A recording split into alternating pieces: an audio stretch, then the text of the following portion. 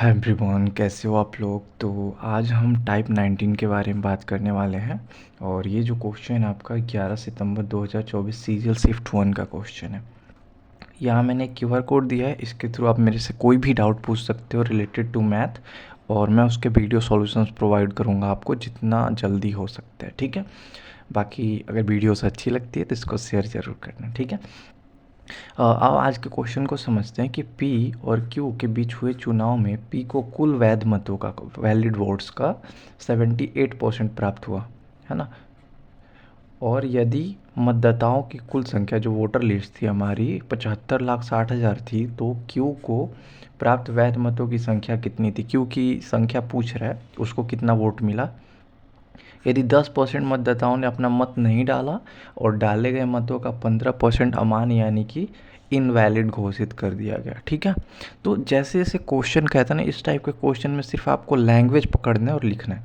अब सबसे पहले देखो कि टोटल वोटर्स कितने थे हमारे पास। तो टोटल वोटर्स जो थे हमारे पास, हमें बी की वैल्यू क्यू की वैल्यू निकालनी है। तो ये देखो, है ना, टोटल वोटर्स थे हमारे पास 75,60,000। इसको हम लिख लेते हैं। अब कह रहा है कि इसमें से जो 10% मतदाता थे, जो 10% वोटर्स थे, वो क्या हुए, डिड नॉट वोट, वो वोट ही नहीं दिया। तो कितने परसेंट लोगों ने टोटल वोट दिया। तो आप बोलोगे सर 90%। ठीक है। और जो 90% लोगों ने दिया उसमें से 15% तो इनवैलिड घोषित कर दिया गया। तो वैलिड कितने रहे, 85%। राइट है।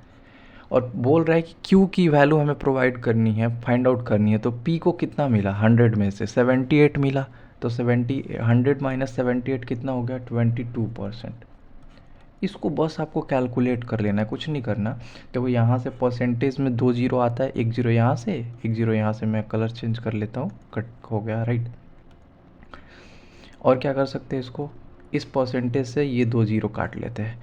अब हमारे पास बचा 7560 इंटू 9 इंटू, देखो 22 को हम लिख सकते हैं ना 11 इंटू 2, राइट। तो और 2 से इसमें मल्टीप्लाई हो जाएगा, मैं लिख देता हूँ 2 इंटू 85 इंटू 11%। अब आपको क्लियर होगा। ठीक है। तो यहाँ से हम लिख लेते हैं 7560 इंटू 9, और ये 85 से 170 हो जाएगा, राइट। ये 11% हो जाएगा। तो यहाँ से ये देखो परसेंटेज से ये 2 जीरो कट गया।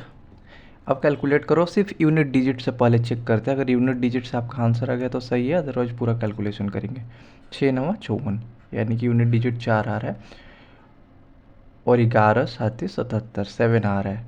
तो 7 चौक 28, यानी कि 8 यूनिट डिजिट अगर किसी के अंत में आ रहा है तो वो आंसर होगा। 2 आ रहा है, 2 आ रहा है, 8 आ रहा है, 2 आ रहा है, यानी कि आपका आंसर हो जाएगा। ठीक है। बाकी ऑल द बेस्ट। अगर आपको नेक्स्ट वीडियोस में मिलते हैं, आपको जो भी डाउट पूछना है इस क्यूआर कोड के थ्रू पूछ सकते हो। ठीक है। आई होप आपको क्वेश्चन समझ में आया होगा, बस लैंग्वेज को देखना था।